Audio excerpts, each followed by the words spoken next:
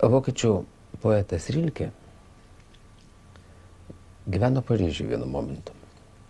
Ir kiekvieną rytą jis į darbą su savo drauge, prancūzaitė, eidavo gatve ir kiekvieną rytą sutikdavo kampe gatvės sėdinčią, elgetaujančią moterį. Jis sėdėdavo panarinusi galvą, žvilgsnį smeigusi į grindinį. Ir prancūzaitė kartas nuo karto duodavo jai kokį pinigą. O poetas niekada. Ir vieną kartą prancūzaitė paklausė Rilkės, o kodėl tu niekada neduodi nieko? Elgė taip, nuskriaustas žmogus. O Rilkė tada pasakė, jai reikia duoti ką nors ne rankai, o širdžiai.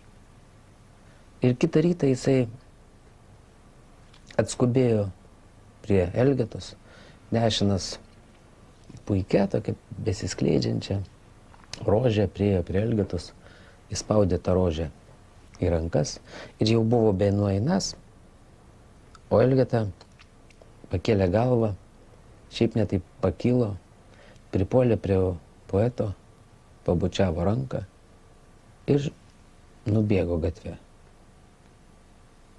su rožė. Ir savaitę laiko jis niekas nematė elgetaujančios. Po savaitės jinai vėl atsisėdo į savo įprastą vietą ir vėl elgetavo. Ir prancūzaitei kilo toks klausimas. Jinai ir paklausė poeto, kur jinai buvo visas tas dienas, kuo jinai gyveno. O poetas pasakė paprastai, jinai džiaugiasi rožė.